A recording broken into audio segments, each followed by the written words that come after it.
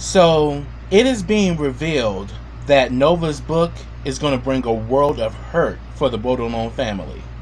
Let's talk about Queen Sugar.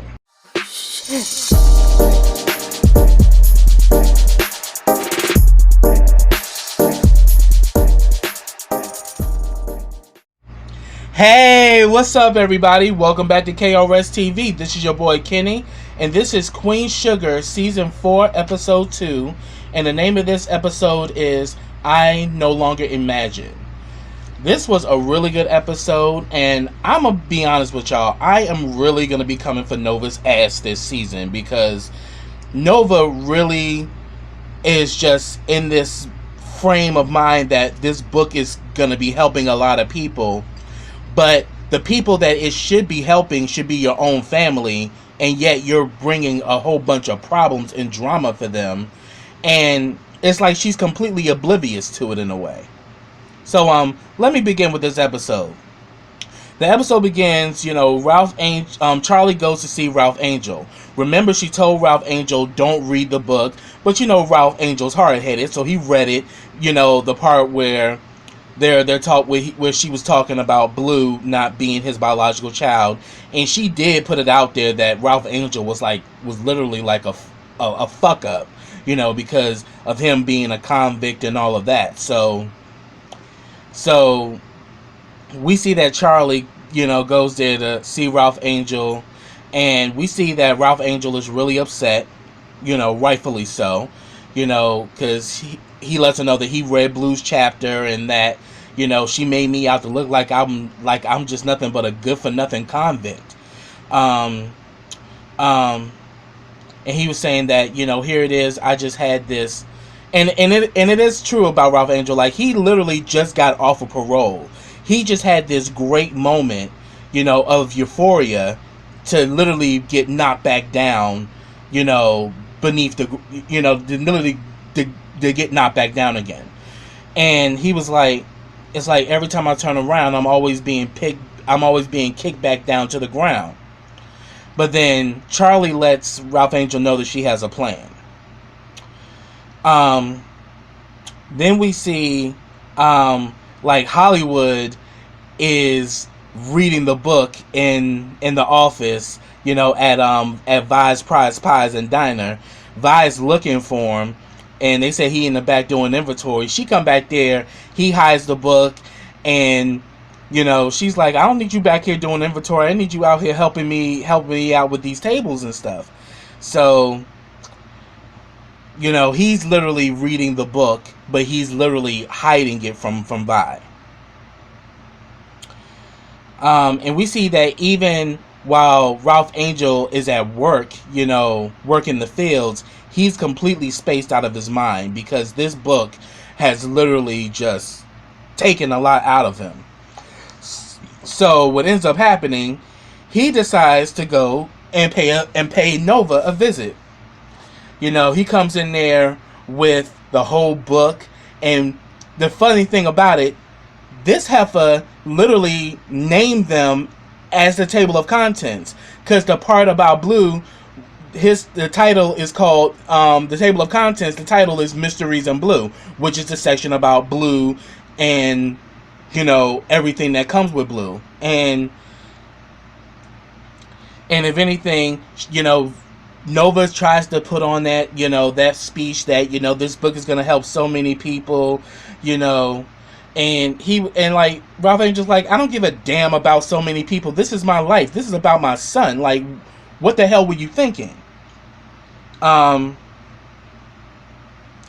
he's saying, and he literally tells her that, look, I'm not your research Nova. I'm your baby brother. Why would you do this to me? And then he was like, and then all of a sudden, this bitch had the nerve to be like, well, were you ever going to tell Blue that you weren't his biological father? First of all, whore, that ain't your fucking place. And that's not your position to do that to that kid, nor to your brother. And he flipped out through the damn book and told her that that's my son. That ain't your call.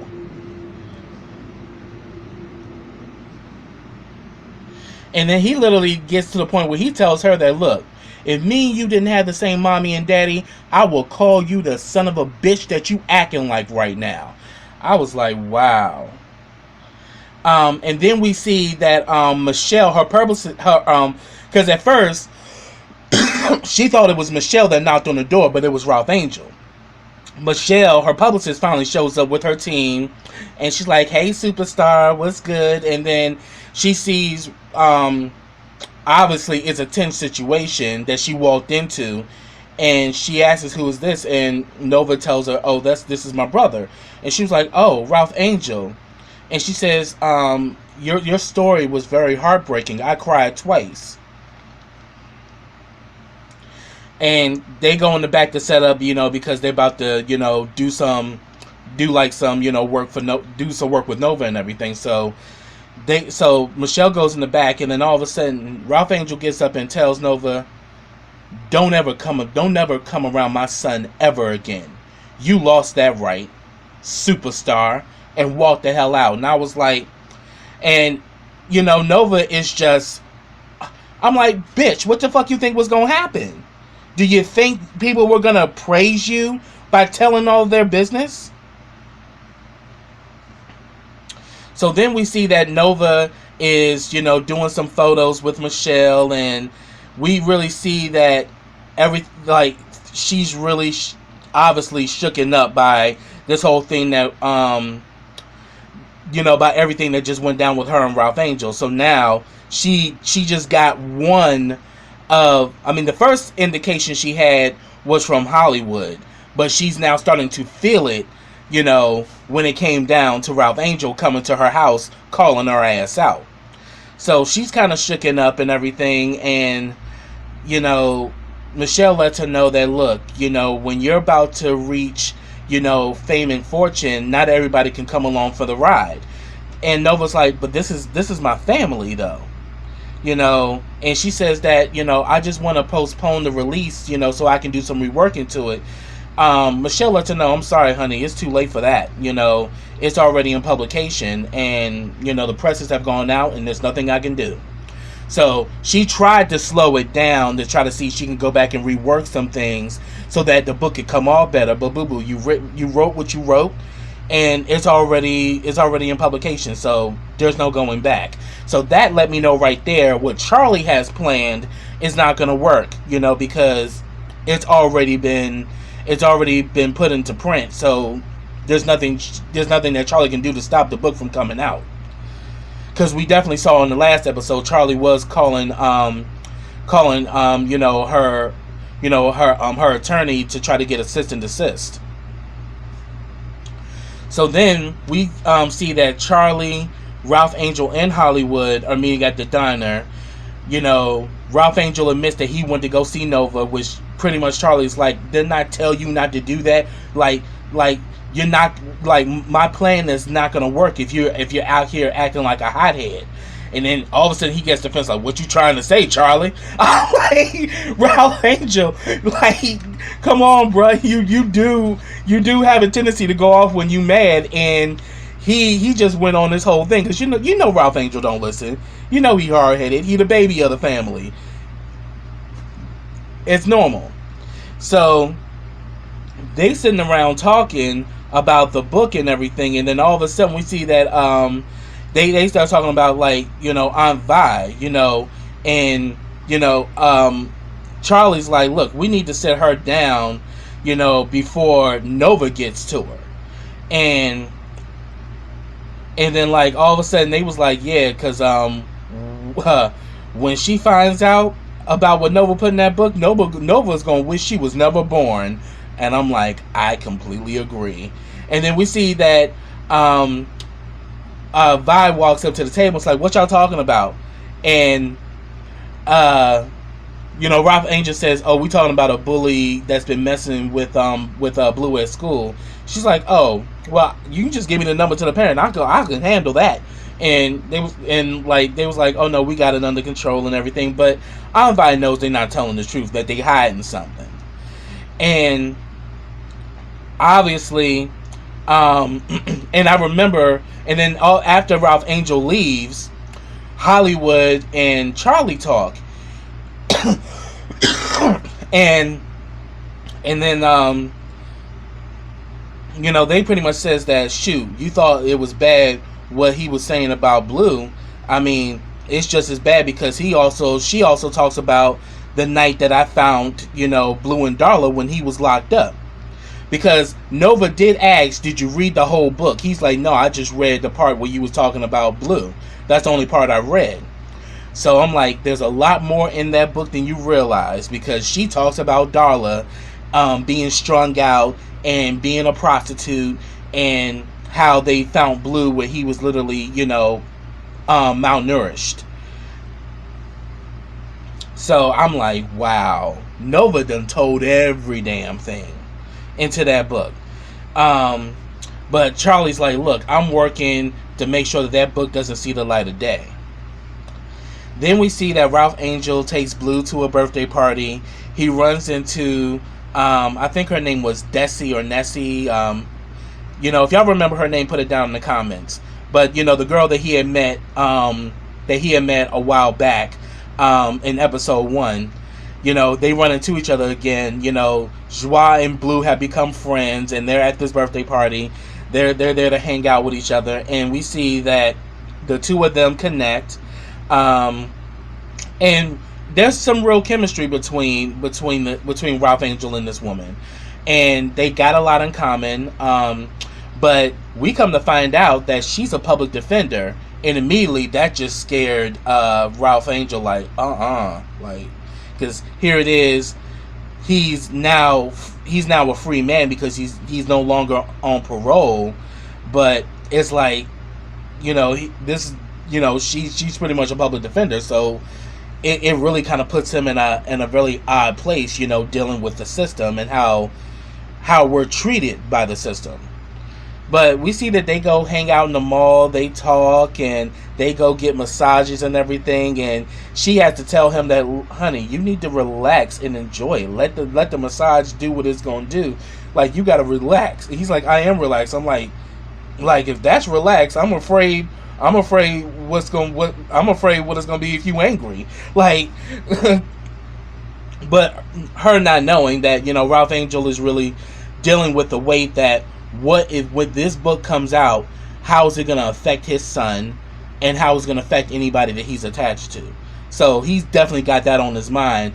But we definitely see that Ralph Angel and Nessie, whatever her name is, they really have great chemistry, and it's interesting to see where that's going to go.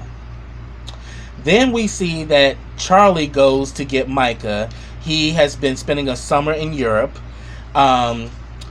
And Micah comes back with a totally different swag. He's now got braids. He's dressing different. He's got hair on his face. Like, he just has a totally different look. And Charlie is kind of taken aback by it because, we remember Micah being very clean cut, with the high top, the fade, and having a very clean face. All that's out the window because now he's gotten some experience. We see that he's been getting more in touch with who he is as a black man, and we see that and pretty much she was saying that I wish you would have given me a heads up, and he was like, why would I do that, Mom? All you would have done was try to talk me out of it, and besides, what's different from what I've done than what you're doing? You used to straighten your hair and now you wear it natural. It's kind of the same thing with me. I went natural. And then he Nova calls him and they talk on the phone, and she has to talk to Charlie, and Charlie was like, I'll talk to her later. Finally the valet came with their keys and off they go. And all of a sudden, we see that Vi ain't gonna let this go. She's like, I know something going on and y'all not telling me what's really going on. And she's like, I know when people lying to me. So she on to their asses that, they're not being fully honest with her. And pretty much he just says that, we're just talking about farm stuff. And she still ain't letting it go. So then we also see that Nova reaches out to Rid. Y'all remember Rid? Rid is the guy that be selling weed for, because it's to the point where she realizes she done probably burnt every bridge when it comes down to her family. And we see that her and Red are sitting down or whatever, and he was like, "So what's good? You trying to you want me to sell some more weed for you?" And she was like, "No, that's not the reason why you here." But they smoking or whatever, and she was just saying that, "Look, I need a friend." And she begins to tell Red that she wrote a book about her family. So I think Red is going to become more of a confidant for Nova this season, because she's definitely going to need one. After the fact that you done put this book out here and did it under your family's nose, yeah, you're literally going to need a friend. And Red, I think, would be perfect, because Red is very smart, but then he's also street smarts as well. So he's got that double edge, which actually works well for him. And who knows, maybe he can be another romance interest for Nova. We just have to keep watching to see. Then we also see that Darla's on her date with her, with this guy. He's a former addict as well, and he pretty much says that Darla should become a sponsor, because she has done a lot of great work and she's come so far. So I'm not surprised that she would date somebody who's a former addict, because he will understand where she's coming from her past. But then again, it could also cause problems, because if a person relapse, they're more than likely to drag that other person down with them.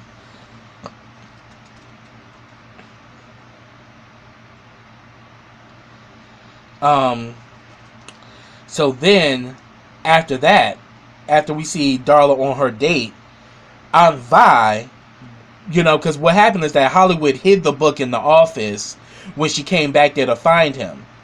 She found the damn book and put it out. She's like, "Oh, so you want to tell me what's going on here? So let me guess. Nova done told Ernest all of Ernest's dirty laundry and the skeletons." And Hollywood was like, "Oh, it ain't just Ernest.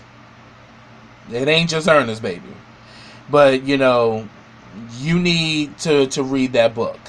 And he just left it alone with that.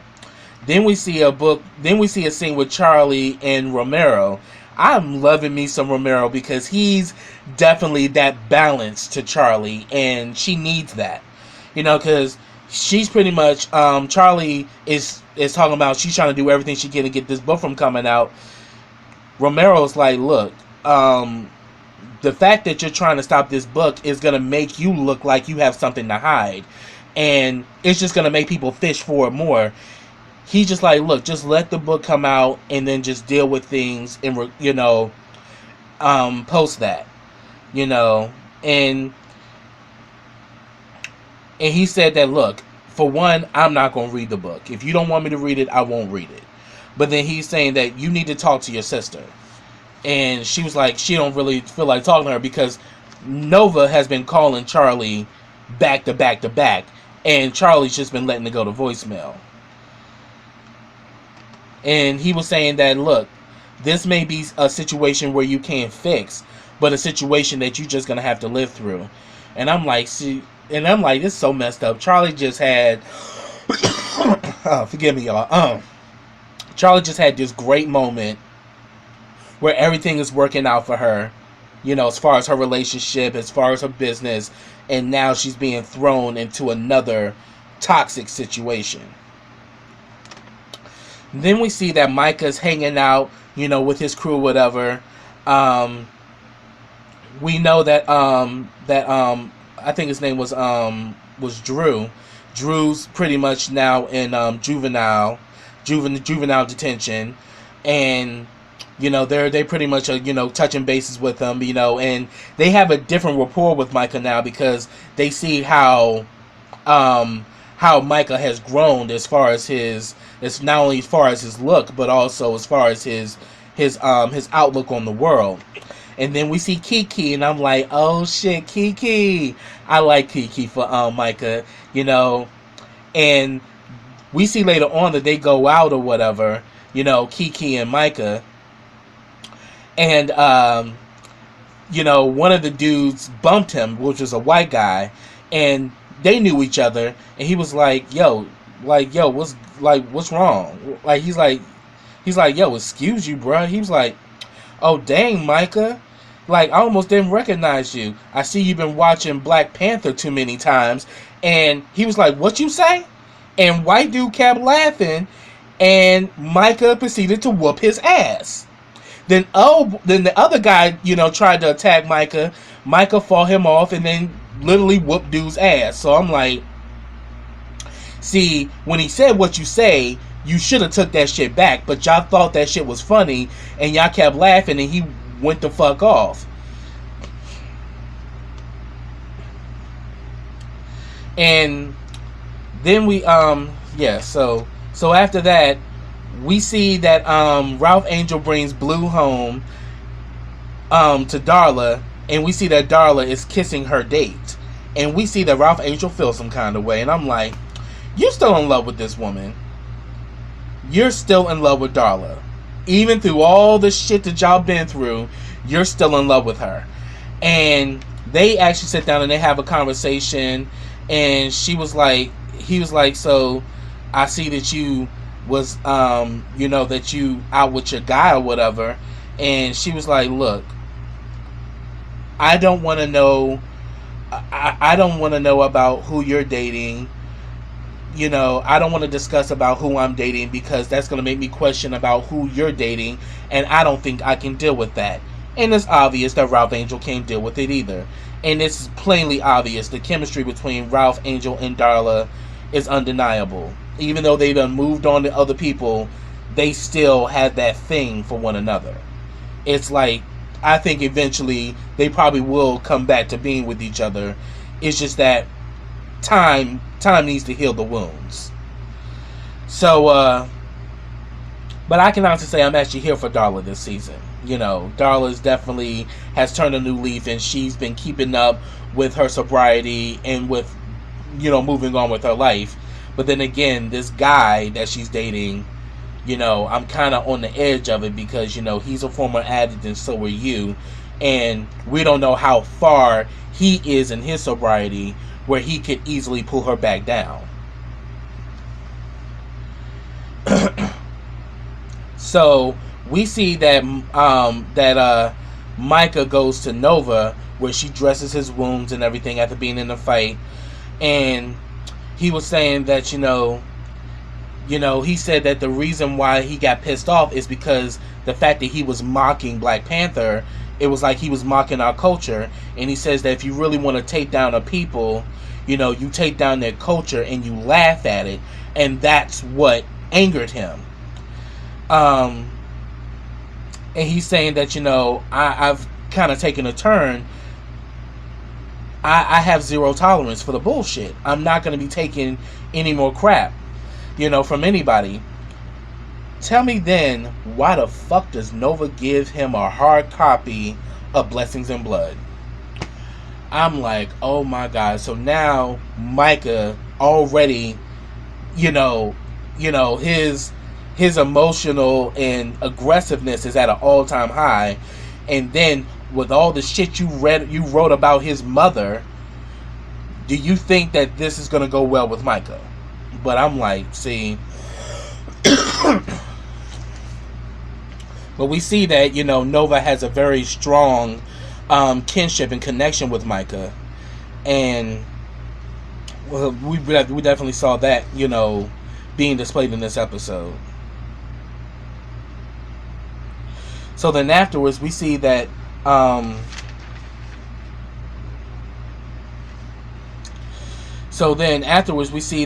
that Micah finally goes home to Charlie. Charlie is mad as hell because he done got into a fight, and then she was saying that this whole look thing, you know, me personally, I feel that if you had a clean cut look, you know, I'm all about your safety and your well-being.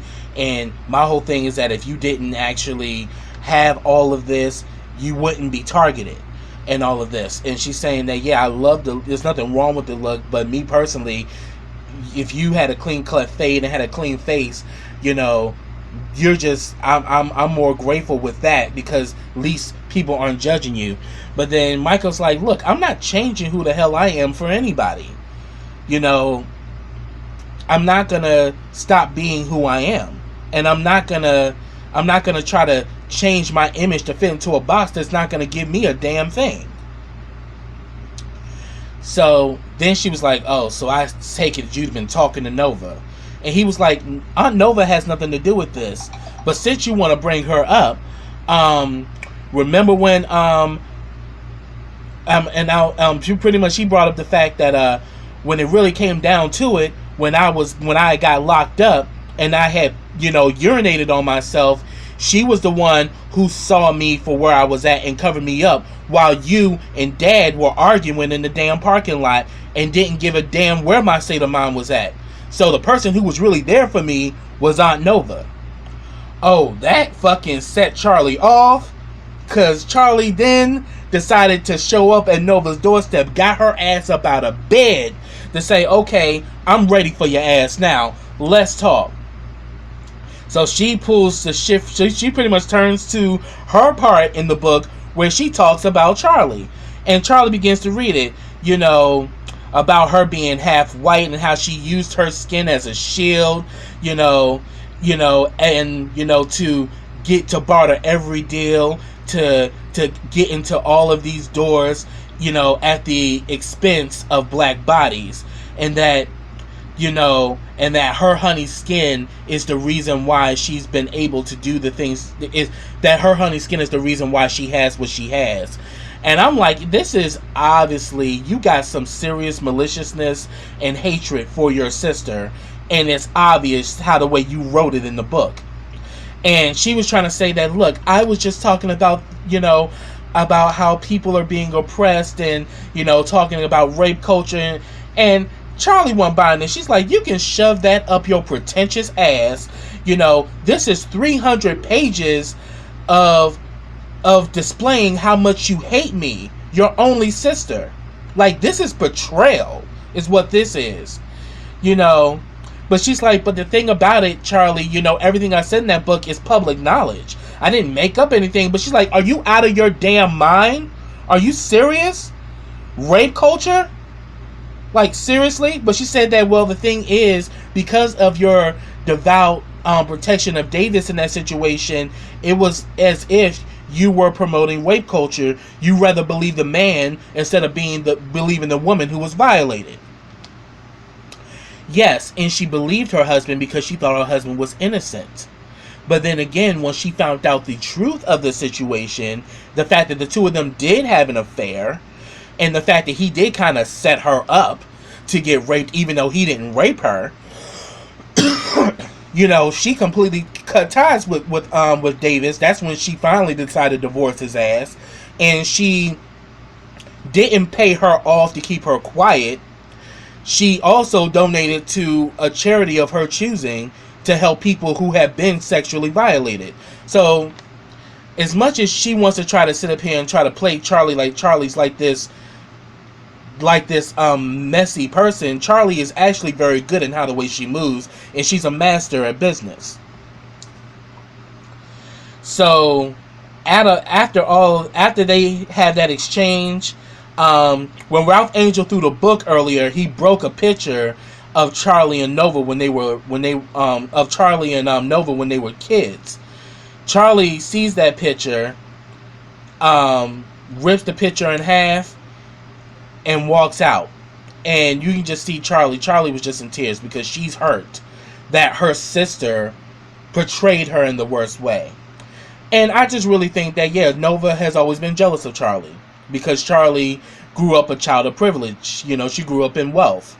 You know, she had access that Nova didn't have access to, and all of that came out in that 300-page section of the book of how much she hates her sister. But yet it was your sister that came in and really helped finance the farm. She created her own mill, so therefore all the black farmers can get more of a turnaround for their, for their crops. You're like, out of all the good she's done, this is how you see your sister. So I'm like, Nova's full of shit, and there's no way you can backpedal out of this. And she pretty much also knows that she gave Micah the book, and she's like, now once my son reads this book, he's gonna look at me as a monster. He's like, no, it won't be that way. I'll explain it to him.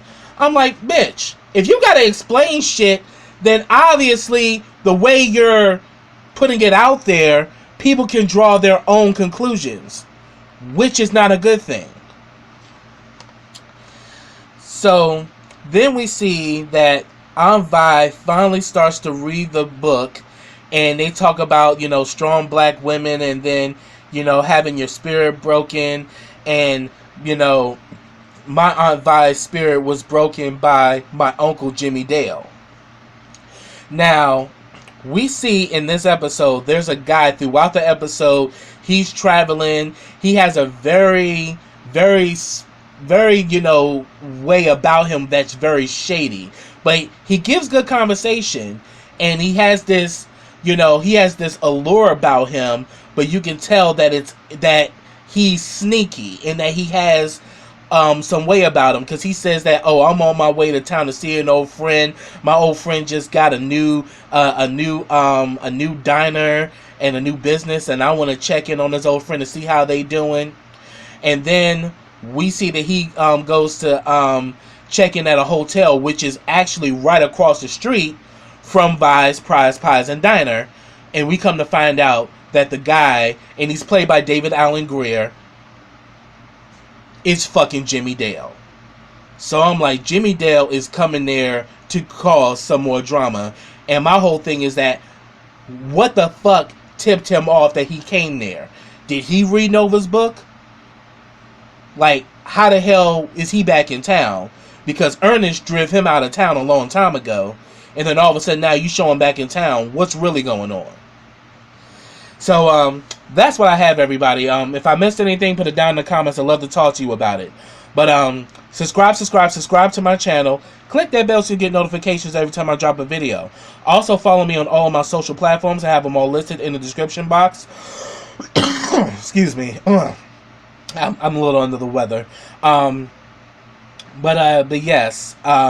Like this video. But yes, follow me on all of my social platforms. I have them listed in the description box, as I mentioned before. Also, like this video, comment on this video, and share this video. And I'll be back with the next episode of Queen Sugar. So until next time, everybody, take care.